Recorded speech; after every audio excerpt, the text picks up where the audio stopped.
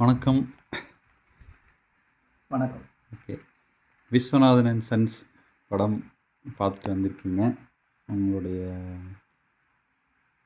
Experience எப்படி இருந்தது? உங்களுடைய கருத்துக்கள் என்ன? படம் உங்களுக்கு பிடிச்சதா? Viswanathan sons. Viswanathan and sons ஒரு புதிய அனுபவத்தை தரக்கூடிய சமகாலத்தில் வந்திருக்கிற பல நல்ல படங்கள்ல ஒன்றாக இந்த படத்தை கருதலாம். இது நல்ல படம். எதனால நல்ல படம்னு சொல்றீங்க? என்கிற அந்த நடிகர் அசாத்திய நடிகர், சமூகத்தின் மீது அக்கறை உள்ள ஒரு நடிகர். அந்த அக்கறையை தன்னுடைய கலையின் மூலமாக வெளிப்படுத்தி கொண்டிருப்பவர்களில் அவரும் ஒருவர். தமிழகத்தில் இருக்கக்கூடிய தீவிர அரசியல் சினிமாக்களில் இவரோட அரசியல் முற்றிலும் வேறானது. இவர் எந்த சமூக மேலாதிக்க சக்திகளையும் நேரடியாக எதிர்த்து அரசியல் சினிமா பண்ணுறதில்லை. ஆனால் அதே சமயம் விளிம்பு நிலை மனிதர்களையும் மனித சமூகம் இதுவரைக்கும் தொகுத்து வச்சிருக்கிற மனித மேலாண்மை குணாம்சங்களையும் நம்புகிற ஒரு கலைஞர். அவரோட பல படங்கள் அதை பார்க்க முடியும், அவரோட கதாபாத்திரங்கள் அதை பார்க்க முடியும். அதைய விஸ்வநாதன் அண்ட் சன்ஸில் ரொம்ப சிறப்பாக செஞ்சுருக்கார். ஓகே. வெகுஜன மக்கள் மத்தியில் இந்த மாதிரியான ஒரு அனுபவம் 1999 இருக்காது. ஏன்னா இது முற்றிலும் தமிழ் சமூகத்தில் இது ஒரு புதிய பிரச்சனை. இது என்ன ஜேர்னலில் கொண்டு வரீங்க? இது வந்து ஃபேமிலி ட்ராமாவா இல்லை? இது ஃபேமிலி ட்ராமா தான். Okay, family. ஓகே. ரொம்ப குடும்பத்துக்குள்ளே தான் படம் ஓடுது. பேர் தான் விஸ்வநாதன் அண்ட் சன்ஸ் என்கிற ஒரு நிறுவன பெயர் மாதிரி தோற்றம் அளிக்குது வெளியே. இது மனித உறவுகள், குடும்பத்துக்குள்ளே இருக்கக்கூடிய மனித உறவுகளின் மேன்மையை தான் இது சித்தரிக்குது. இந்த படத்தில் ரொம்ப முக்கியமான விஷயம், சமகாலத்தில் வந்திருக்கிற படங்களில் வில்லன் வில்லத்தனம் அப்படிங்கிறது இல்லை இதுக்குள்ள. ஓகே. இதுக்குள்ள இருக்கிறதெல்லாம் மனிதர்கள், அவர்களுக்குள்ள இருக்கக்கூடிய வெளிப்படைத்தன்மையும் அவர்களுக்குள்ள இருக்கக்கூடிய வில்லத்தனம்ங்கிற வார்த்தை போட வேண்டியதில்லை, ஆனால் எதிர்மறை குணங்கள் அப்படிங்கிற விஷயத்தை தான் படம் மையப்படுத்துது. இது மாதிரி ஒரு படத்தை எடுக்கிறதுங்கிறது திரைக்கதையிலெல்லாம் ரொம்ப தீவிர கவனம் செலுத்த வேண்டிய ஒரு படம். அதுலேயும் 199 இல்லை, 1,00,000க்கு 1 தான் தேரும், அல்லது 10 லட்சத்துக்கு 1 தான் தேரும். இது மாதிரியான வாழ்க்கை சூழல். ஏன்னா ஒட்டுமொத்த துணைக்கண்டம் முழுவதிலும் இருக்கக்கூடிய பணக்காரர்கள், பெரும் பணக்காரர்கள், அவங்க வாழ்க்கையில் நடக்கிற சம்பவங்களில் ஒன்று தான் இது. பாட்டாளி மக்கள் மத்தியிலையோ பாமர ஜனங்கள் மத்தியிலையோ மத்தியதர வர்க்கத்தின் மத்தியிலையோ இந்த கதை நடக்கலை. அது 5 ஸ்டார் ரேஞ்சு. வீடே ஒரு 3 ஏக்கரா 4 ஏக்கராவில் இருக்கக்கூடிய ஒரு வீடு தான் காட்டுறாங்க. படத்தில் வந்து ஒரு பொண்ணு நடிச்சிருக்காங்க, அவங்க மமிதா பைஜுன்னு. வேற கதாநாயகியை பரிச்சயமான நடிகையா? அவங்க ரொம்ப சிறந்த நடிகையாக, தேர்ச்சி பெற்ற நடிகையாக அவங்க அறிவிக்கப்படலாம். அவ்வளவு நல்ல நடிப்பு. இது ஏற்கனவே எல்லாருமே அருமையாக நடிச்சிருக்காங்க. இல்லை, அவங்க மமிதா பைஜுவோட வேற படம் தெரியுமா உங்களுக்கு? அந்த ஹீரோயின் வேற படம் பார்த்துருக்கீங்களா? பார்த்துருக்கேன், ஜனநாயகன் பார்த்தேன். பார்த்தீங்க? ஓகே. இந்த மாதிரி நடிக்கிறதுக்கு அந்த படத்தில் அந்த பொண்ணுக்கு அவ்வளோ வாய்ப்பு இல்லை. ஆனாலும் திறமையான நடிகை என்று நாம் ஒரு பார்வையாளனா தாராளமாக சொல்லலாம். ஓகே. தேர்ந்த நடிகை. ராதிகாவை பொறுத்த வரைக்கும் சொல்லவே வேண்டியதில்லை, அது பொம்பளை சிவாஜி தான். அதனால் அந்த அம்மையாரோட நடிப்பு கொள்ளை கொள்ளும் பேரழகு. ரொம்ப சிக்கலான மனித உறவுகளுக்குள்ள இருக்கக்கூடிய தனித்துவ தன்மைகள் அப்படின்னு சொல்லலாம் இல்லையா? இந்த தனித்துவ தன்மைகளை நாம் ரகசியம் போல கட்டி காத்துட்டு இருக்கிறது தான் மனித சிக்கல். தனித்துவ தேவைகள், அதையே தனிநபர் விருப்பத்தை குற்றமாகவும் தப்பாகவும் கருதுகிற கலாச்சார கண்ணாட்டம். இந்த படத்தில் இந்த கலாச்சார கண்ணோட்டத்தை தான் மையமாக எடுத்துக்கிறாங்க. நடக்கவே நடக்காதுன்னு சொல்லக்கூடிய வாடகை தாய். அந்த வாடகை தாய் காலத்தின் தேவை கருதி திரும்ப அழைக்கப்படுறாங்க. அந்த பொண்ணும் தேடி வரல. கதையை ரிவீல் பண்ணக்கூடாது. பண்ணலாம். அந்த பொண்ணும் தேடி வரல, இவங்களும் தேடி போகிற மனோநிலையில் இல்லை. ஆனால் ஒரு சூழல், அந்த குழந்தை பணம் இருக்குதுங்கிறக்காக பணம் கொடுத்து ஒரு தந்தை வந்து வேற ஒரு பொண்ணுகிட்ட குழந்தையை பெற்றுக்கலாம். அந்த தாயும் பணத்தை வாங்கிட்டு குழந்தைக்கு முகம் பார்க்காம கொடுத்து விடலாம். அன்பெல்லாம் எல்லாருனாலையும் காட்ட முடியும், எல்லாரும் வெளிப்படுத்திக்க முடியும். தாய் மட்டும்தான் தனிச்சிறப்பான அன்பு அப்படிங்கிறத தாண்டி அன்பாக எல்லாரும் இருக்க முடியும். ஆனால் தாய் என்ற தனித்தன்மையை யாருனாலையும் மறுக்க முடியாது, அது இல்லாமல் இருக்க முடியாது அப்படிங்கிறத உடலியல் ரீதியாகவும் உளவியல் ரீதியாகவும். ஏன்னா அந்த அம்மா வந்த உடனே குழந்தை அழுகை நிறுத்துது. அந்த குழந்தைக்கு ஏற்படுகிற ஒரு சிக்கலான நோய், அந்த சிக்கலான நோய்க்கு மருந்து அந்த அம்மா கிட்ட தான் இருக்குது. தாய்கிட்ட தான் அதனுடைய மூலக்கூறுகள், எலும்புகளுக்குள்ளே இருக்கக்கூடிய மஜ்ஜைகள், அவற்றை எடுத்து அறுவை சிகிச்சைக்கு பயன்படுத்துகிறாங்க. ரொம்ப சயின்ஸு, ஒரு அதி உச்சமான விஞ்ஞான ஆய்வு அது காட்சிப்படுத்தப்படுது. அதுவும் சராசரியாக 100க்கல்ல 1,00,000 ஒருத்தருக்கு தான் அந்த மாதிரி ஆகும்.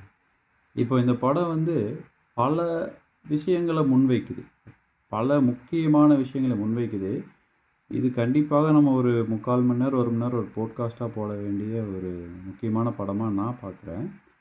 ஸோ இப்போ இந்த படம் யாருக்கான படம் நீங்கள் நினைக்கிறீங்க? இது வந்து வெகுஜன மக்களுக்கும் இது இந்த ஏற்றுக்க படம் முடியுமா? பணக்காரர்கள் கலாச்சார மத்தியில் நடக்கிற ரீதியாக, வாழ்வியல் அனுபவங்களாக இருந்தாலும் கலாச்சார மனித உறவு ரீதியாகவும். சிக்கல்கள் என்பது பாமரனுக்கும் பணக்காரனுக்கும் ரெண்டும் ஒன்று தான். அதுலேயும் கலாச்சார நெருக்கடி, பண்பாட்டு நெருக்கடிங்கிறது எல்லாருக்கும் ஒன்று தான். அது பணக்காரனாக இருக்கிறவனுக்கு மட்டும்தான் இல்லை, பணக்காரன் வேற வகையில் அதை சமாளிக்கிறான். அவங்ககிட்ட பணம் நிறையா இருக்குது. இந்த படத்தில் சொல்லப்படுகிற 2 தொகை, $50,000 ஆகட்டும் அல்லது $75,000 ஆகட்டும், வினாடியில் கைமாற்றப்படுது. அப்போ பணம் வந்து இங்கே நிறைய இடங்கள்ல சமன்படுத்த நினைக்குது எல்லாவற்றையும். ஆனால் பணத்தினால் சமன்படுத்த முடியாத வாழ்வியல் தேவைகளை பற்றி படம் மைய இலையாக அதுதான் பயணிக்குது. தாய் அன்பு, தாய் மேல் அன்பு,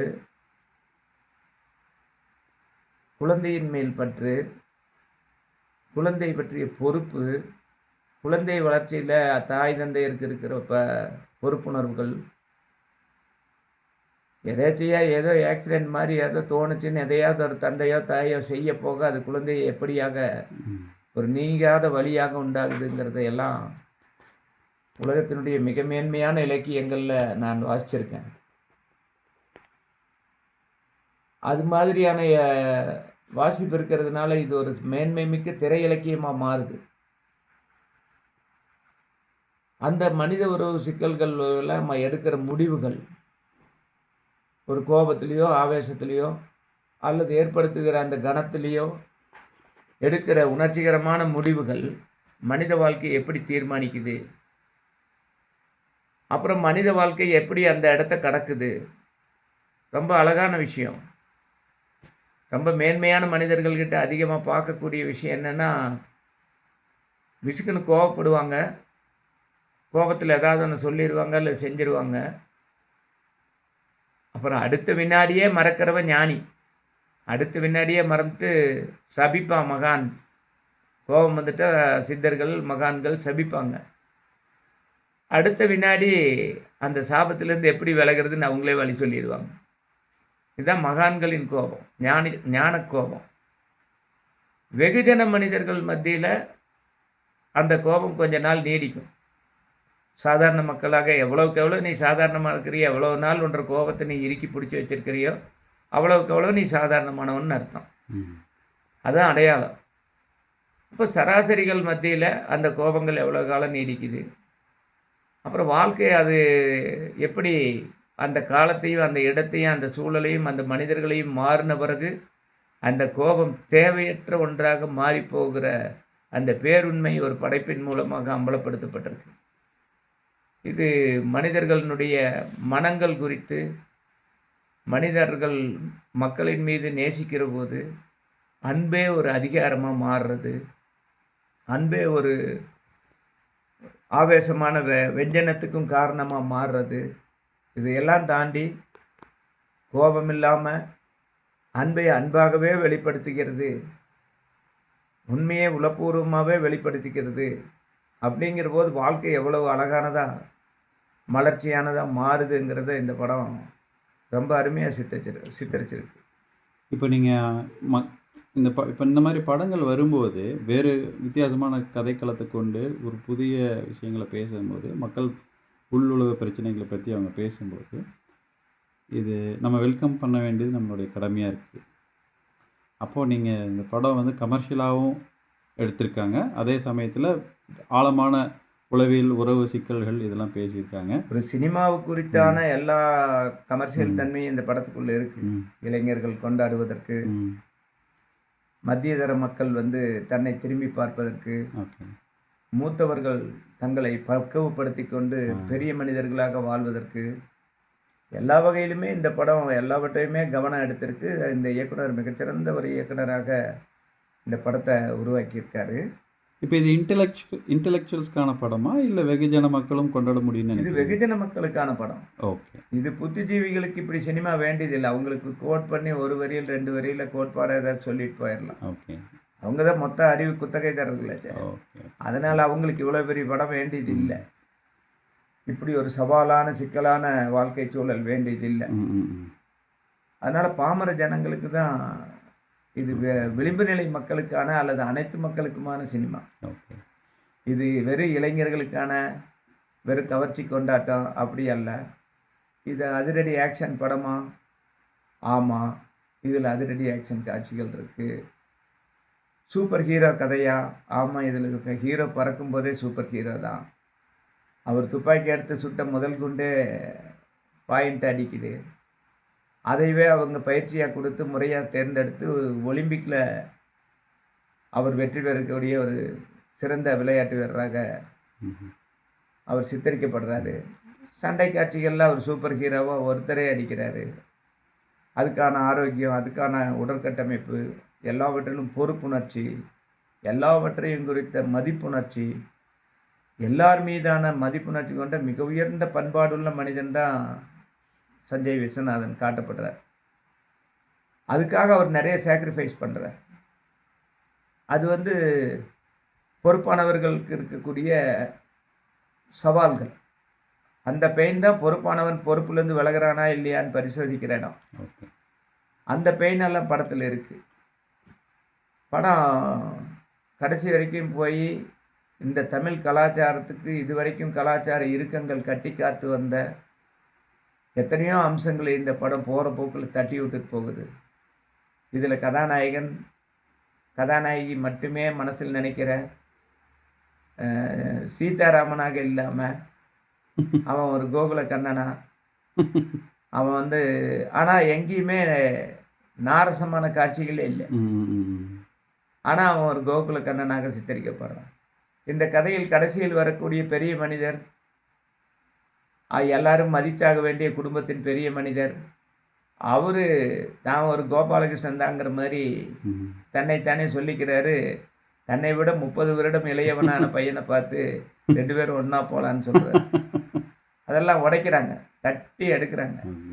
அப்புறம் பொம்பளைன்னா கணவன் மனைவி ஒருவனுக்கு ஒருத்தி, அது ஏற்படுத்துகிற சீர்மையை இது காலம் எல்லா சினிமாக்களும் பேசுச்சு. ஆனா இதுல ஒருவனுக்கு ஒருத்தியாவும் இல்ல, ஒருத்திக்கு ஒருவனாவும் இல்ல. வாழ்க்கை போகிற போக்குல அன்பை அள்ளி வீசுது. அது ஆண் பெண் உறவாக பரிணமிக்குதுங்கிற மாதிரி ரொம்ப ஒரு உச்சபட்சமான கருத்தியலை வாழ்வியல் அழகியலோடு திரைப்படமாக்கிட்டாங்க. இந்த படம் எல்லா பாத்திரங்களும் சிறு சிறு தவறுகள் செய்கிறாங்க. எல்லா பாத்திரங்களும் அதை உணர்றாங்க. எல்லா பாத்திரங்களும் அதிலிருந்து தன்னை மன்னிப்பு கேட்டுக்கிறாங்க, விலகிக்கிறாங்க. அதை விட எல்லா பாத்திரங்களுக்குமே புனிதப்படுத்துதல்ங்கிறதெல்லாம் இல்லாமல் இருக்கிற சூழ்நிலையில் அந்தந்த காலகட்டத்தில் அந்தந்த உணர்ச்சி மயமான சூழல்களில் எடுக்கிற முடிவுகள் வாழ்க்கை அதற்கே உரித்தான நியாயங்களோடு இருக்கிறது என்ற ஒரு வார்த்தை இருக்குது. வாழ்க்கையில் உலகம் பேசுகிற தத்துவங்கள், சட்டங்கள், அரசு சட்டங்கள் இதெல்லாம் ஒரு இடத்துல கேலிக்கூத்தாக மாறும். அது எந்த இடம்னா வாழ்வதற்கான அவரவர்க்கான நியாயங்கள் அப்படின்னு ஒரு வார்த்தை இருக்குது. அந்த நியாயங்கள் பிற மனிதரை துன்புறுத்தாமல் பாதிக்காமல் அழகாக தங்களை அம்பலப்படுத்தி கொள்வதன் மூலம் அடுத்த கட்டத்துக்கு போக முடியும் என்பதை மெய்ப்பிச்சிருக்கு விஸ்வநாதன் அண்ட் சன்ஸ். நடித்ததுக்காக சூர்யாவும், அந்த படத்தை தயாரித்தவர்கள், அந்த படத்தை இயக்கியவர்கள், இசைக்கலைஞர்கள் எல்லாருமே தாங்கள் ஆகச்சிறந்த கலைஞர்கள், படைப்பாளர்கள் என்று அவர்கள் பெருமைப்பட்டு கொள்ளலாம். அவ்வளோ சிறப்பாக இந்த படம் அமைஞ்சிருக்கு. எல்லா மக்களும் பாருங்கன்னு சொல்கிறேன் நான். எல்லா கோட்பாடுகளையும் கடந்து எல்லா அவுட் ஆஃப் 100 எவ்வளோ மார்க் கொடுப்பீங்க? அந்த விகடன்லாம் போடுவாங்களா பழைய, அது மாதிரி 100க்கு எவ்வளோ மார்க்? தாராளமாக 4 மார்க் கொடுக்கலாம். 100க்கு? அதான் இல்லை, 5க்கு 4. 5க்கு 4? நான் பயந்துட்டேன் 100க்கு 4. ஸோ 5க்கு 4ன்னா அப்போது 80%, 90% கொடுக்குறீங்களா? ஓகே சாமி, தேங்க்யூ. மறுபடியும் அடுத்த படத்தில் படத்தை பார்ப்பதற்கு வாய்ப்பளித்த தாஸ் அகாடமி தாஸ் அவர்களுக்கு நன்றி. ஓகே, see you அடுத்த இதில்.